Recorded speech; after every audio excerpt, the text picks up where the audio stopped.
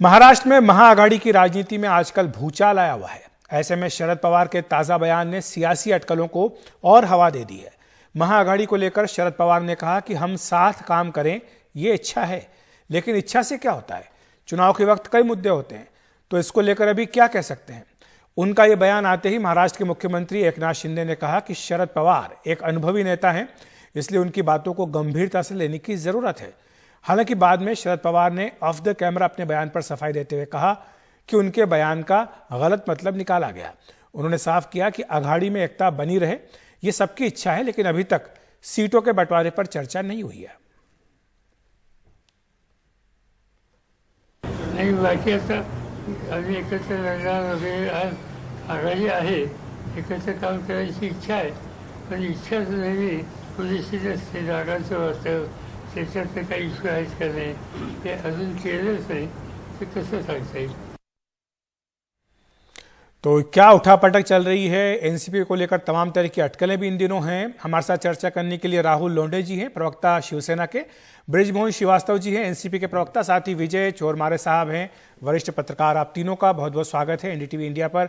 बृजमोहन जी, सबसे पहले आपके पास ही आना चाहेंगे। पहले पवार साहब का बयान आया, उसके बाद उन्होंने स्पष्ट किया, लेकिन फिर भी उठापटक तो शुरू हो गई।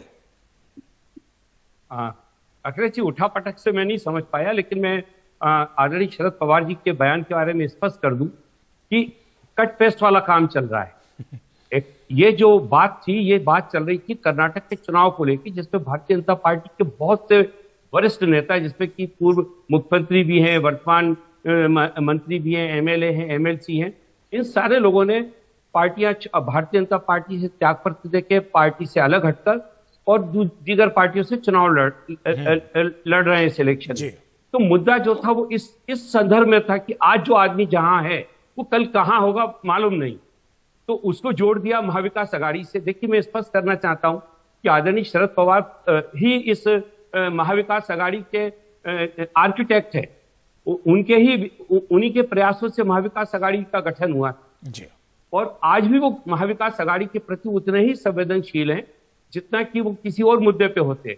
तो महाविकास अघाड़ी की एकता, महाविकास अघाड़ी के हमारे जो पार्टनर हैं शिवसेना और कांग्रेस, हम तीनों लोग एक है, और इस पे किसी भी प्रकार का ना कोई भ्रम है, ना इस पे किसी प्रकार की कोई गलतफहमी है, और ना ही इस पे किसी को शंका करना चाहिए। ये बात मैं और इसलिए भी कहता हूं कि पिछले कुछ दिनों से महाविकास अघाड़ी की रैलियां हो रही हैं, जिसपे कहीं पे 4 लाख आदमी, कहीं पे 5 लाख आदमी, कहीं पे 7 लाख आदमी, इस तरह से लोग आ रहे हैं, जबकि उनको सिर्फ आमंत्रित किया जा रहा है और उसके बावजूद वो लोग अपना समर्थन देने के लिए सामने आ रहे हैं। उसके पीछे मूल कारण ये है कि हमारी जो तीनों दल हैं, तीनों दलों का जो रैंक एंड फाइल है, नीचे का जो कार्यकर्ता है, वो एकजुट होकर इस पूरे मामले में एक दूसरे के साथ कंधे से कंधा लगा के काम कर रहा है। तो मैं सोचता हूँ आदरणीय शरद पवार जी के बयान को बिल्कुल जो उसका उन्होंने कहा भी, इस बात को उन्होंने बाद में स्पष्ट भी किया उसको, तो उसको गलत संदर्भ में कटपेस्ट के साथ बिल्कुल ठीक है। राहुल जी को लाना चाहूंगा। राहुल जी, क्या आपको लगता है कि सब कुछ सही है महाविकास अघाड़ी में, या अभी भी कुछ एक जरूरत है ये संदेश देने की कि सारी पार्टियां इकट्ठी हैं? देखिए अखिलेश जी, शरद पवार एक महाराष्ट्र के नेता नहीं है, शरद पवार राष्ट्रीय नेता है, और उनका बयान, ये जो महाविकास आघाड़ी के बारे में बात करिए, नेचुरल अलायंस नहीं है महाराष्ट्र में। नेचुरल अलायंस महाराष्ट्र में जो बाला साहब ठाकरे, प्रमोद महाजन, गोपीनाथ मुंडे जी, इन्होंने जो स्थापित की थी वो शिवसेना भाजपा नेचुरल अलायंस है। और ये जो बाला साहब ठाकरे जी ने अपने पूरे जीवन में कांग्रेस के विचारों का विरोध किया, राष्ट्रवादी विचारों का विरोध किया।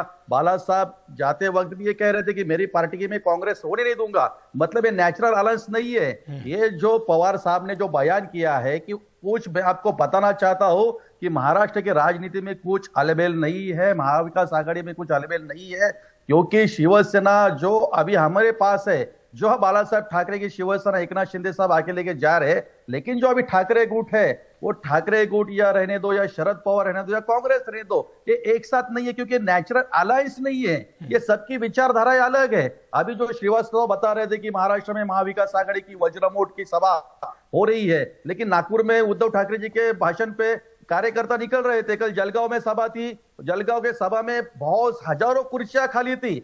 मतलब ये सामने आया है कि उद्धव ठाकरे जी का बयान अलग रहता है, पवार साहब का अलग रहता है। और यही नहीं है, जो राष्ट्रवादी कांग्रेस के महाराष्ट्र के कद्दावर नेता है अजित पवार, वो पिछले 6 महीने से क्या कर रहे हैं पूरा देश देख रहा है। नागपुर पे सभा में उनको बोला नहीं दिया गया, लेकिन कई बार खंडन भी हो चुका है उस खबर का। कहते हैं राहुल जी कई बार खंडन भी हो गया कि हुई संजय राउत कौन है? मतलब संजय राउत एक ठाकरे उठ के बड़े नेता है, रोज सुबह 9 बजे प्रेस कॉन्फ्रेंस लेते हैं। संजय राउत बोलते हैं खाली मैं शरद पवार की सुनूंगा, लेकिन शरद पवार के जो भतीजे है, जो कद्दावर नेता राष्ट्रवादी कांग्रेस के महाराष्ट्र के, वो जाहिर बोलते हैं कि संजय राउत कौन है। मतलब ये पता चल गया है कि कुछ अलबेल नहीं है। ठीक है। और पवार साहब को भी पता चल गया है कि बिल्कुल। मैं विजय जी को लाना चाहूंगा। विजय जी, आपने सुना दोनों ही पक्षों को, आपको क्या लग रहा है, क्या सब कुछ ठीक है महाविकास आघाड़ी में, या शरद पवार की जो बातें हैं वो उनके मतलब भी कुछ और गहरे हैं जो आने वाले वक्त का इशारा कर रहे हैं?